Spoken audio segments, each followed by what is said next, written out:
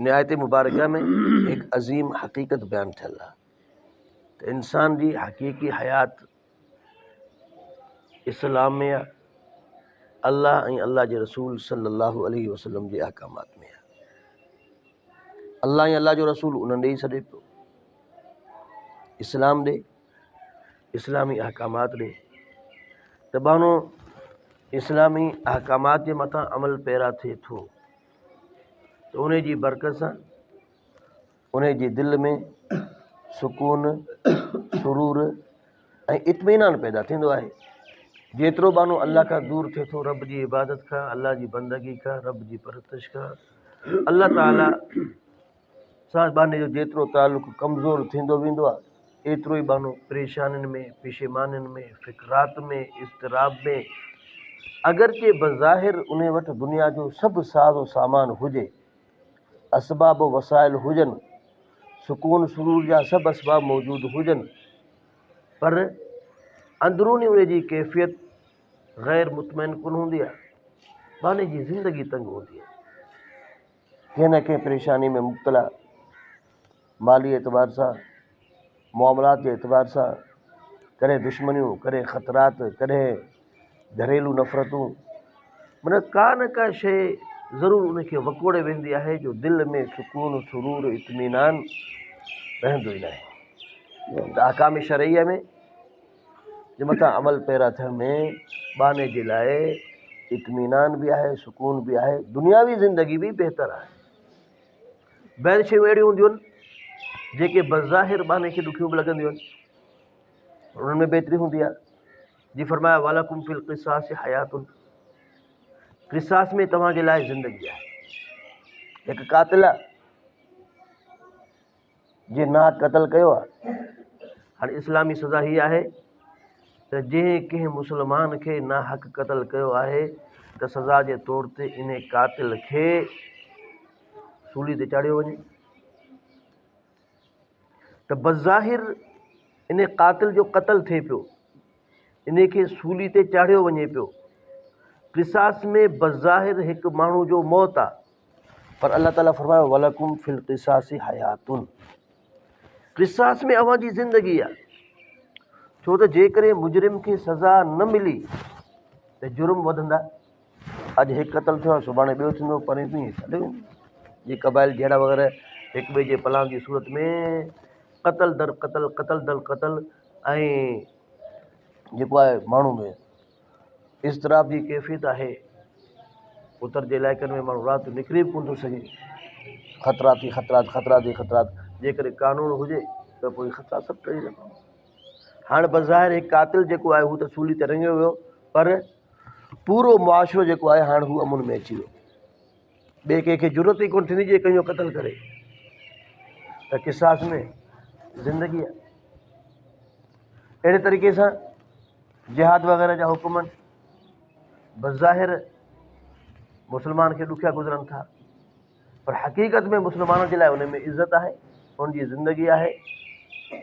कुफ़ार दॿिजी थो पए त मुस्लमान सुख जो साह खणे थो। जेकॾहिं कुफ़ार जे मथां मुस्लमान जो रोब न आहे त मुस्लमान त बज़ाहिर जेतिरी बि शराफ़त ॾेखारे, पर पोइ बि हूंदो ज़ुल्म में। जीअं असां ॾिसूं पिया फ़लस्तीन में ऐं बाक़ी जेके ममालिक जिते मुस्लमान कमज़ोर आहे त उनजे मथां ज़ुल्म ई ज़ुल्म, जबर ई जबर, ॾाढी ॾाढा आहे। त इहे शयूं जिहाद वग़ैरह बि बज़ाहिर मुश्किल अमर आहे, पर इन में बि बाने जी ज़िंदगी जेका आहे उहा मौक़ूफ़ आहे। इदा तरक़्तुमुल जिहाद फसल्लतल्लाहु अलैकुम ज़िल्ला, महबूब साईं फरमायो तव्हां जेकॾहिं जिहाद खे छॾे ॾींदो त तव्हांजे मथां ज़िलत नाज़िल थींदी। त इस्लामी अहकामात ते अमल पैरा थियण में दुनिया में बि हयात आहे, यानी दुनिया में बि सुकून, सुरूर, अमुन, शांती बाने खे हासिल थी थिए। पर इन खां वधि वरी आख़िरत वारी ज़िंदगी आहे त हू हमेशह हमेशह जे लाइ ज़िंदगी बि आहे ऐं हमेशह जे इन जे मनचाही ख़्वाहिशात खे पूरो बि कयो वेंदो। असल ज़िंदगी आहे बि आख़िरत वारी। त अल्लाह ऐं अल्लाह जे रसूल सल्लल्लाहु अलैहि वसल्लम जी ॻाल्हि खे वठंदव त तव्हांजी आख़िरत सम्झी पवंदी, आख़िरत सुधरी पवंदी। बज़ाहिर दुनिया में अगरचे कई कम अहिड़ा आहिनि जेके तव्हांजे नफ़्स जे मथां गौर आहिनि, पर हीअ आख़िरत जी ज़िंदगी ठाहिण जे लाइ आहिनि। तंहिंजे करे इन्हनि खे ख़ुशी ख़ुशी बर्दाश्त कयो। जीअं हिकु माण्हू आहे, उनखे का बीमारी लाइक़ु थी पई आहे, पथरी वग़ैरह थी पई आहे त हाणे ज़िंदगी खे बचाइण जे लाइ इन सूर ऐं ॾुखनि खे ख़तमु करण जे लाइ ऑपरेशन कराए पियो। बज़ाहिर छुरो हले पियो, बज़ाहिर उन जे जिस्म खे कटियो वञे पियो, बज़ाहिर उन जे सीने खे चीरियो वञे पियो, ऑपरेशन कया वञनि पिया, हू गंद या पथरी वग़ैरह कढी वञे पई। बज़ाहिर कमु ॾुखियो आहे, मौत हयात जी कशमकश में आहे, पर छो पियो ऑपरेशन कराए? तां त इन जी बक़िया जेके ज़िंदगी अलाह ॾिनी आहे उहा सुठी गुज़री पए, इन तकलीफ़ खां बची पए। त जेके अहकामात शरईअ बाने ते लागू थियनि था त इहे दुनिया में बज़ाहिर बाने जे मथां अगरचे मुश्किल आहिनि, पर इन्हनि मुश्किलात जे ज़रिए सां आख़िरत वारी मंज़िल बाने जी आसान थी थिए ऐं आख़िरत में अलाह वटि मक़ाम मर्तबो थो ठहे। तंहिंजे करे मोमिननि खे हुकुम इहा आहे त अलाह ऐं अलाह जे रसूल सल्लल्लाहु अलैहि वसल्लम जा जेके अहकामात आहिनि हू जेके तव्हांखे हुकुम कनि पिया उन ते तव्हां जी चओ। इन में ई अव्हांजी हयाती आहे, दुनिया जी हयाती बि बहितर ऐं आख़िरत जी हयाती हमेशह हमेशह जे लाइ बि कामरानी ऐं कामयाबी वारी आहे। या अय्युहल्लज़ीना आमनू इस्तजीबू लिल्लाह, ए ईमान वारो अल्लाह ऐं उन जे रसूल सल्लल्लाहु अलैहि वसल्लम जे हुकमनि ते जी चओ। इज़ा दआकुम लिमा युहयीकुम, जंहिं वक़्तु जो तव्हांखे सॾनि पिया अहिड़ी शइ ॾांहुं जेका तव्हांखे जीअरो पई रखे, तव्हांखे ज़िंदह पई रखे। वालमू अन्नल्लाह यहूलु बैनल मर्इ व क़ल्बिहि, ऐं हिन ॻाल्हि जो बि यकीन रखो त बेशक अल्लाह तबारक व ताला मर्द ऐं उन जे दिलि जे दरमियान में पर्दो आहे। वअन्नहु इलैहि तुहशरून, उन ॾे ई मोटाया वेंदव। त बाने जे दिलि ऐं बाने जे दरमियान में अल्लाह तबारक व ताला जी ज़ात पर्दो बणियल आहे। हाणे बाने जी जेका कैफ़ियत हूंदी, तलब ऐं तड़प हूंदी, अल्लाह ताला जी तरफ़ों तौफ़ीक़ उन क़िस्म जी थिए पई। बाने में जेकॾहिं हक़ जी तलब आहे, तड़प आहे, नेकी जो फ़िक्र आहे त अल्लाह तबारक व ताला उनखे नेकी जी तौफ़ीक़ ॾिए थो। हीअ पूरी ज़िंदगी जेको आहे नेक कमु करे पियो, तलब ऐं तड़प आहे पंहिंजी इस्लाह जी, ख़ुदा जो ख़ौफ़ी रखे पियो, बानो रब सां तालुक़ मज़बूत रखे पियो। पोइ हाणे इहे दुनिया जी रंगीनियुनि में इहो बानो कॾहिं तिरकी बि पवंदो आहे, करे वठंदो आहे, पर जॾहिं इन जे अंदरि तलब ऐं तड़प हीअ आहे त पंहिंजे परवरदिगार खे परचायां त इन खे तौफ़ीक़ मिलंदी आहे तौबह जी। हाणे जेके ख़ताऊं कयईं, जेके मदायूं कयूं, जेके नाफ़रमानियूं कयईं, हाणे तौफ़ीक़ तौबह मिली वई आहे त बानो वरी तौबह ॾियो आयो आहे, वरी इन जे गुनाहनि खे मेटियो वियो आहे, अलाह जी तरफ़ां उते निकिरी थी सघो। हिकु बानो आहे जंहिंमें तलब नाहे, तड़प नाहे, हक़ जी तलाश नाहे, रब खे राज़ी करण जो फ़िक्र नाहे, त पोइ उनखे नेक आमाल जी तौफ़ीक़ मिले ई कान थी। कॾहिं कॾहिं नेकी जो ख़्यालु ऐं तसवुर बि ईंदो आहे, यार कुझु नेक कमु कयां बि सही, तसवुर ऐं ख़्यालु आयो, पर तलब त नाहे न, तड़प नाहे, शौक़ु ज़ौक़ ऐं फ़िक्र नाहे, उनखे तौफ़ीक़ कोन थी मिले।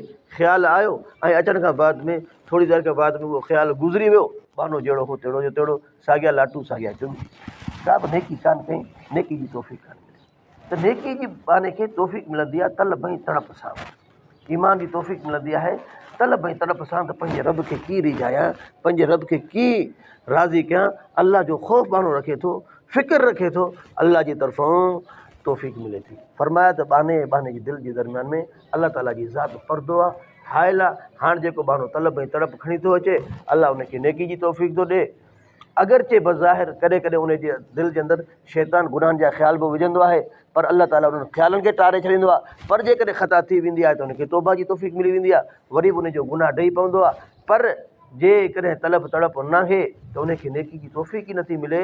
कॾहिं कॾहिं ख़्यालु ईंदो आहे, उहो ख़्यालु ई रहिजी वेंदो आहे, वरी आहिस्ते आहिस्ते ख़्यालु ख़तमु थी वेंदो आहे, पर तौफ़ीक़ कान मिलंदी आहे। तंहिंजे करे बाने जे अंदरि जॾहिं बि नेकी जो को ख़्यालु अचे त फौरी उहो नेकी करे वठे, जेकॾहिं न त चंद मिंटनि खां पोइ, चंद ॾींहंनि खां पोइ बाने जी कैफ़ियत बदिलिजी वञे थी ऐं पोइ उन नेकी जी तौफ़ीक़ ई कान थी मिले। वअन्नहु इलैहि तुहशरून, तव्हां सारा जा सारा अल्लाह ॾे जमा कया वेंदव, उते उथारिया वेंदव हशर जे मैदान में। तंहिंजे करे पंहिंजी ज़िंदगी खे सोचे सम्झे गुज़ारियो ऐं अल्लाह जे अहकामात जी पासदारी कयो।